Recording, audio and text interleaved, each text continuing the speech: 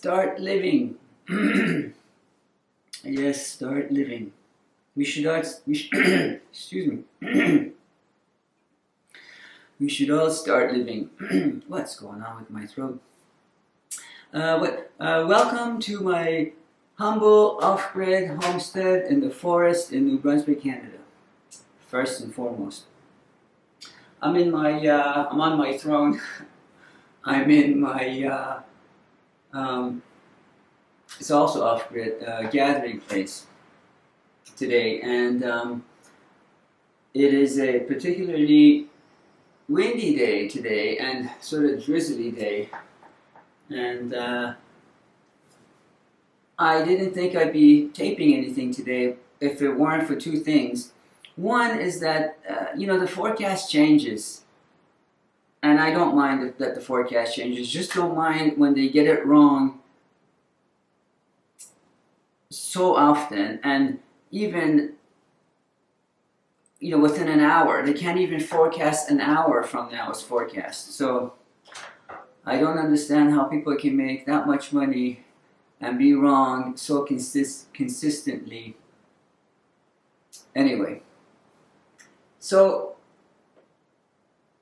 I was planning on doing some indoor work, and then when I saw the forecast, I checked the forecast when I wake up. I wake up pretty early right now, about 6:30 in the morning, and I go to bed early too. So it's not. I mean, I even get too much sleep, if you might say. And anyway, so I check it. I check the forecast first thing in the morning, along with my email, see who wants anything from me. Sometimes you get inundated by emails, and I don't have a job like most folks do. So when I say inundated, I don't mean I don't have a boss or anyone that the company that I work for that people would be asking me to do projects and whatever, and the deadlines. A lot of nonsense stuff that I'm selling and people haggling, and I don't understand that because they wouldn't like it if I haggled.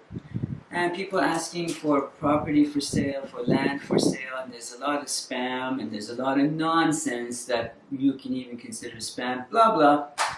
So anyway, I checked the forecast and it said rain all day, and I thought, okay, fine, I'll just do some indoor work. And then just now, after I did, got my lunch going, did my exercises, did some computer work, and then I checked it again, and they're saying it's still raining. They're still saying rain, but I looked out the window and I don't even see drizzle. Drizzle like fine mist. Nothing. So I thought I'll run out.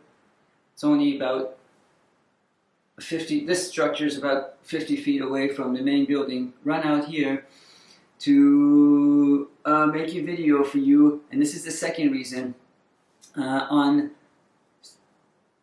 starting to live now, because of something that just happened recently. Not to me personally, but I'll bring it all together. So I was helping my elderly neighbor yesterday or the day before, and she has tenants, and I asked her about her new tenant, and she said she never made it. I said, well, how come? What happened? Because my understanding was that this was a retired or recently retired lady. So it's not like, there's work happenings, or it's like now it's like a Black Friday happening soon, and the holidays and that. People are short-handed, short of staff, and maybe this person couldn't take time off work. You're retired. And she said she couldn't make it for health reasons. And I'll tell you what the health reasons are. But before that, I want to tell you this. I wanted to be here in this setting, in the forest, or away from the masses in the city, in the metropolitan life, 30 years ago. So I've been here, this is my 11th year, so I arrived here 20 years later than I wanted to. Many reasons. You know what they are. Some of you are probably dealing with them now. The reasons being, you're not allowed to, you can't afford to, you want to climb that corporate ladder. First you get established, or you have to go to, you want to go to school to have a career. You have kids, and you want the kids to have access to the whatever the extracurricular stuff. You want, then you get older, and then you have to save money for your kids' education, and maybe weddings, and pay the mortgage off. All these things, the stuff that stops us from doing what we want to do, whatever it is. In my case, well, it was all of those, plus I'm not alone, so I couldn't just pick up and go. So anyway, I arrived here 20 years later than I wanted to, but I do remember my connection to this setting. My parents were from whatever, humble beginnings, not like I have any wealth now, but they still managed to, when I say they, I mean mostly my mom. I don't think my dad was too keen. She still managed to get us to have a week of summer holidays away from the city, by the seaside or whatever. And I remember, I moved out of my family home when I was 15 and a half, so, but I do remember those years that I lived with them, that she managed, with the little that they had, she managed to take us away from the city for that week. And I remember my time in this sort of setting really fondly. And without getting too depressed or whatever, melancholy or whatever. So anyway, I arrived here, as you know, over a decade ago, and so all the time that I was on my own and I wanted to be here, every chance that I could, I would go to the trails on the boundaries of the city, or the borders, or the escarpment, or whatever, to get away from the city. So I remember the smell of the decaying leaves and the trees and the color of the leaves and the evergreens just lifts your mood and charges your battery, charges your soul, my soul. And so, but I do have a lot of regrets, but I don't want to say regrets because of because of lack of trying from my end. I did the best that I could, and things didn't work out. Now, I write that off as part, I say, the guy upstairs, the programmer upstairs, the AI in the sky didn't allow it. So it didn't happen. I'm not going to beat myself over it because I tried. So now at my age, I'm hearing more and more about folks who did everything that they thought they were supposed to do, and not judging. I did a lot of that stuff too. Being part of the daily grind and the whatever workforce and the busy bees and working for the whoever. And so now when they're between, I suppose it starts at the age of 50 and it probably between 50 and 60 when they realize, well, what have I haven't enjoyed my life, I haven't done what I wanted to, I didn't accomplish anything. I mean, raising kids, everybody raises kids. Raising kids or going to work or school, almost these are things that everyone does, but what did you do for yourself? What did you accomplish? What did you, before you go, are you going to look back in your life and say, boy, I have so many regrets. I never traveled. That's me. I didn't really travel. I just focused on doing whatever I had to do. Never really traveled. Never. You didn't. Excuse me. You didn't write that book that you wanted. You didn't. I don't know what it is that some people are what passions that they have that they didn't pursue because they thought they had to do this other thing. Maybe you want to be a musician or an artist, or you can do the painting that you wanted to do, or whatever. I don't know. You know what you want to do, what your passions are, and I know what I want to do and what my passions are. And so Now go back to that lady that I'm talking about. Within just days before moving here, because I guess she did. By the way, that age group, I know a few like that have either come here or have been wanting to come here. And I'm not going to go through every single one because it'll probably get too depressing. I don't want to be depressed about it. And I sure as hell don't want to depress you about it. But I'll just give you one example. This one lady, it just happened 2 days ago. That's why it's fresh in my mind now. She's been diagnosed with a brain tumor, brain cancer, whatever. My point is, and I hear from neighbors or their colleagues or whatever, how some people just work, retire, and now they want to do things because they think, now I have some money, now it's my time, the kids are gone, whatever, and within a very short time, sometimes within days, sometimes within months, sometimes within just a few years, handful of years, they're gone. And if they're lucky, they're gone like that. If they're not lucky, it's dragged on. They're a painful death. I don't believe in death, but you know what I mean. So I don't want that for you. I don't want that for me either, but I'm still trying. As much as I love being here, I'm not done with my projects or what I want to do. Some of my goals are, if I'm allowed to, I'd like to have this tight knit community. Maybe that's a whole series of videos on that. Being sustainable, self-sufficient, self-reliant, holistic, respectful. People come together and pool their resources and do whatever. Either if I can do that here or elsewhere, doesn't matter. That's one of my biggest goals. Probably the biggest goal. I have many projects, but that's one of my biggest ones. But I'm still working on it. I'm still hoping to do it. If someone buys this property, I'll do it wherever else that I can go. If I can't, I'll try to do it here. You know what I mean? I'm trying to do it. I don't want to be one of those people. I would love to go traveling, but it's not on the top of my list of priorities. This project is. So I want you to, I don't know what age you are, what demographic you are watching this. If you're younger, I do know, I can relate that you may not be able to pick up and go. Although I have seen just as many young folks come here. You know you're old when you call other people young.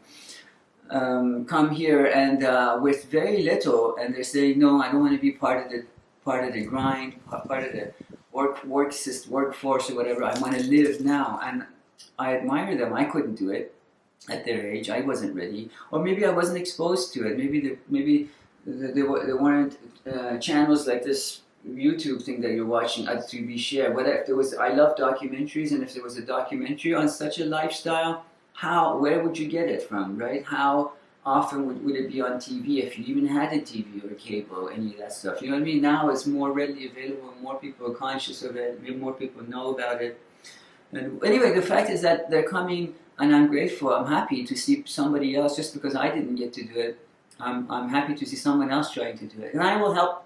If they're respectful, with all that, if they meet all my criteria, I will help them as much as I can. But I don't even want to say my advice to you, because I'm no guru to give. I'm no one to give advice to anyone. I'm just passing along my recent experiences and what I'm hearing from folks from around me. And I don't have too many neighbors either. So imagine if I hear this, I can only imagine what you're hearing, what people in the city are hearing, where there's so many millions of people around you. And that is this: if you ever wanted to go traveling or write a book or whatever I don't even want to say bucket list, because a bucket list sometimes is like, I wanted to go bungee jumping, and I mean, after a certain age, that's a ridiculous notion. I mean, you're not going to pull apart your joints because that's the only time now you can do it.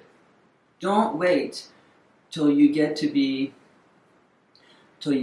too old, I don't want to say decrepit, but you know, I mean, sometimes I wake up and I've not done anything and I'm just hurting for no reason. Do you know what I mean? Some of you know what I'm talking about. Some of you who don't, you will know, because I've been active my whole life, physically active, so I'm not, had a sedentary life, and then one day I tried to pick something up and I pulled my back, pulled a muscle or hurt myself or whatever. So I've always been physically active, and still I can get injured, and I'm not even that old. So do now, today, what you wanted to do. I think there will probably be never enough money or security for you to say, when I have more money, when I have more time, when my kids are whatever. Just do it now, because, regrets.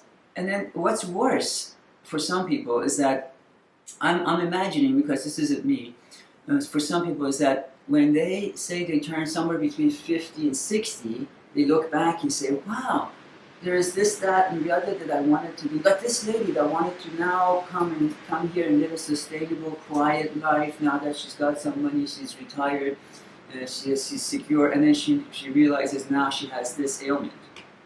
And I'm not saying she's done, but I mean, that's a major thing. Any kind of, like, if you need a hip replacement, excuse me, if you need a hip replacement, if there's any kind of an injury, it doesn't even have to be a cancer, right? But whatever, and that's just going to slow you down, and that's going to make you not be able to have the vigor, the energy, the drive, the whatever, to now take on this sort of a lifestyle. Even if you're not doing anything, even if you just move here, just want to be around people that are like-minded, it would still be not what you're used to. It's not your half of your mind, half of your conscious is somewhere else.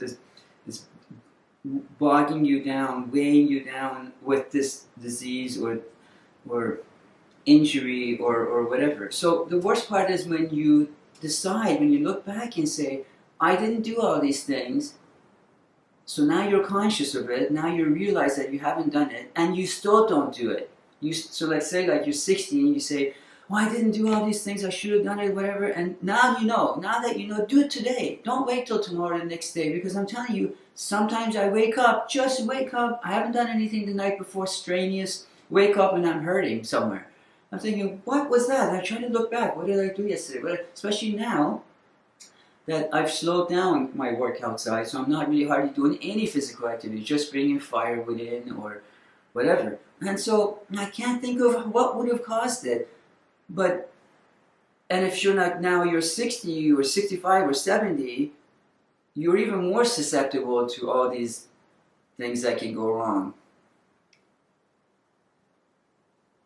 Please, I'm trying to save you from looking back and say, when I realized when I was 60 that I should have, or 55 or 50, whatever, when I realized that I hadn't done these things and I should do it now, I still didn't do it. And that's when, then there's no excuse. Then you can't say, well, I had my kids to look after, or I had my car payments, or I had my mortgage payments, or I had my whatever, because you don't have those anymore, and you're still not doing it. Procrastinating, I mean, just throw yourself, when, if not, that saying, if not today, then when? Don't wait till every year that you get older, you're less likely to do it now.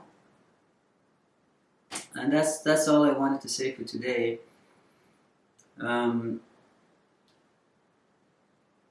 If you need motivation, let me know. I'm a very good motivator. Sometimes I think I'm here to help others achieve their goals. And I've done that so many times throughout my life. I remember, I'll give you just one example. Going to buy a house, for instance, right? And many places that I've lived in. And I would go and put an offer on a house that I thought was based on the work it needed or whatever. Not haggling, just making an offer. This isn't like today that you have to bid $10, $20, $30, $100,000 more. I'm talking 30 years ago, 20, 30 years ago. Like a frat house that was destroyed, never had any updates, no lot, no land, nothing, in the middle of the city. So I would put an offer, and then the homeowner would say no, and say, okay, thank you, that's your one-time offer. The agent would come back and say, okay, so let's it's a dance now, and there's a counter offer. Now you counter offer that. I said, no, I don't do that. I know what I can afford. I know what it needs, and that's what I'm going to give you. And it's not a song and dance for me. It's just a one-time offer. Thank you. No disrespect. Have a nice day. And by the way, folks, if you want to go buy a house today, whatever the price is, wherever you live, and if you must haggle, say one time, just one time, say, this is the best I can do, and stick to it, and then walk away. If you go there, keep haggling and haggling, especially in a neighborhood like where we are, or a smaller province like where we are, where there's a tight, I don't want to say tight-knit, but people know, everyone knows each other. Already, it was so difficult for us when we came here to get trades folks to come and work for us. You weren't haggling over anyone's rates. They just wouldn't come. It took us 2 to 3 months to pour the concrete foundation. The guy was just up the road. Not that his business was up the road. He was pouring concrete just up the road, maybe 4 kilometers away from us. But he wouldn't come to our house, and he had to come down from that location 2 kilometers to take the road that is close to our house to turn and go back to the major roads. And he still wouldn't come because he didn't even know us. Just for the fact that they don't know you. But now, if you go, I'm just going to put my gloves on. It's getting, the wind is picking up. If you go to a small community like here, village, county, whatever, and say, offer a lower price that they're asking, especially if this is a private sale. Actually, no, I shouldn't say especially, because if it's not a private sale, the seller has to also now account the commission. And one of the agents that contacted me said, don't worry about my commission. I'm not making this up. She said, don't worry about my commission. I'll bury it in the price of the house. So they tell you as a buyer, don't worry about my commission. The seller pays the commission. Right? If you haven't heard this, ask around. Ask anyone you know if this is not a common phrase. Don't worry about my commission, the seller pays my commission. I'll let that sink in for a minute. Where does the seller get the commission from? Now, I don't have an agent. Someone comes to me and says, look, I'm not coming with my own agent to put an offer on your house. So will you go down on your price? I would immediately say yes, just because I'm not crazy about the agents here in particular, but I would say yes. So if I have to pay an agent 2.5% for their commission for bringing a client, why wouldn't I go down 2% for this guy with no agent? I'm still making money. He's happy. The price has gone down by 2%. And if you have any doubts, this is on tape now, and it's going to World Wide Web. I'm not making this up. I can't go back on this. I've said it. It's for everyone. Everyone knows now. It's not like something that I would say to hypothetically. Yeah, if someone comes, I'll give it to them. And then someone comes and, oh, no, I'm not giving you this discount. I have this. You have this. You have me in recording. Everyone can see and hear this now.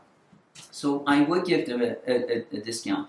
But if you must ask without whatever. Sometimes some people are asking already lower. They don't want to go lower. So without being disrespectful, you can ask one time, just one time.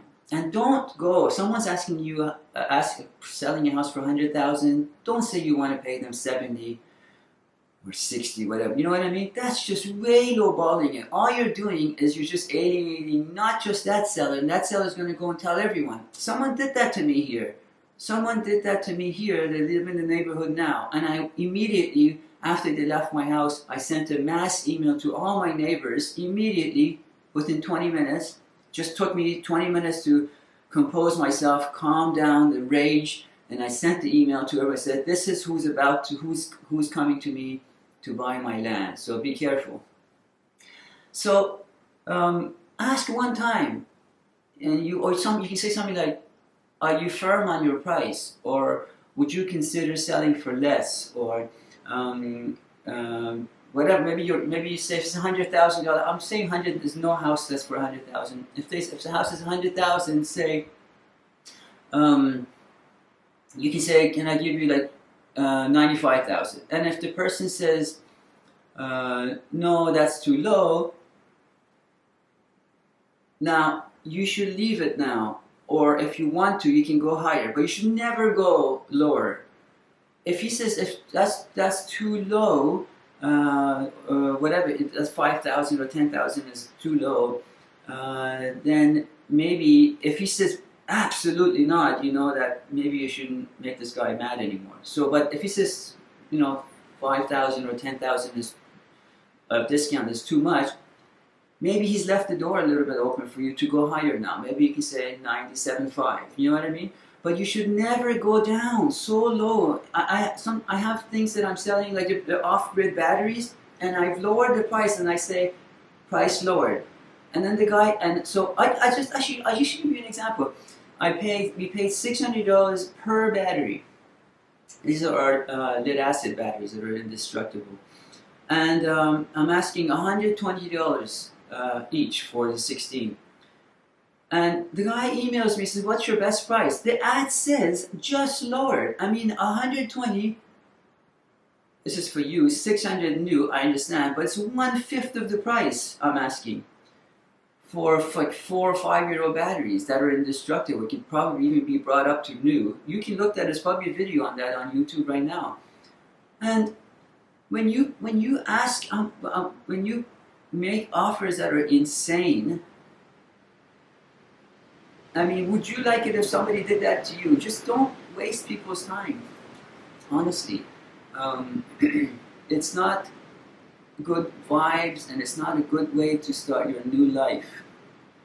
Especially if you're coming here, you're picking up all your belongings, your family, or leaving all your toxic, whatever toxicity, your toxic life behind, and you're coming here. Don't start that whole thing over again here. I mean, I'm more likely to give someone a deal if they don't ask me. I might throw things in. I might say, if someone buys this house with the 44 acres, I'll throw in maybe tools and all my, a whole bunch of stuff. Maybe something like 10,000 or more in other things that they're gonna need, especially if they're preppers or doomsday preppers or whatever you call them, because these are things that I've collected over the years, like a cast iron stove this one that I love, but which I may not want to take with me, and I can sell or I can leave. You know what I mean?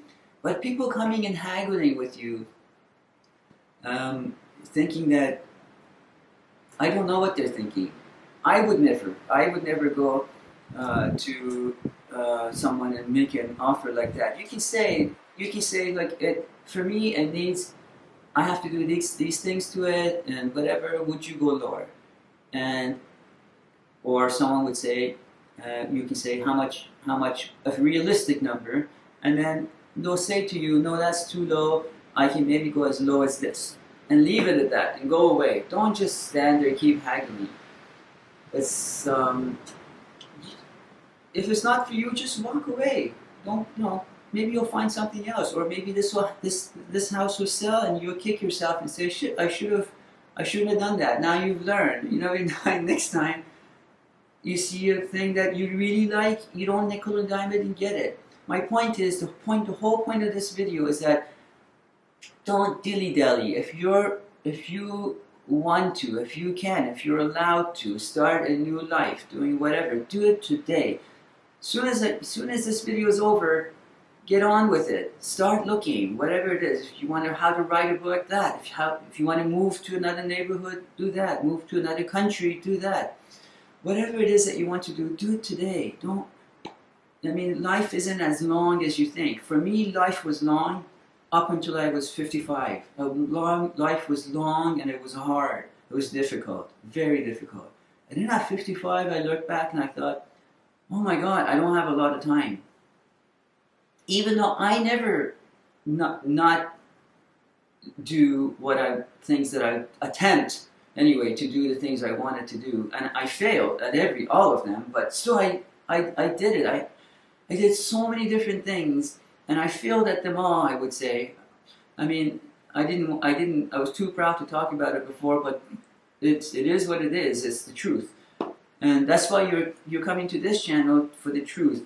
I'm not sugarcoating anything. Yeah, that's why I don't really care about subscribers because it's not even monetized. Watch it, don't watch it. I'm giving the honest truth if it can help someone. I would like to, if I want to go somewhere, do something, I would like to know the honest truth to buy a car, whatever. I want to know the honest truth about it so I know what I'm walking into. But if you don't want, if somebody, other people that don't want that, that's fine. There's so many channels that people would sugarcoat, and that's the nicest way of saying lie to you for the sake of getting subscribers and likes or whatever. Anyway, that's all. That's it for today. Be good to yourself. Be good to others. And get on with it. Really, start your life today. Namaste.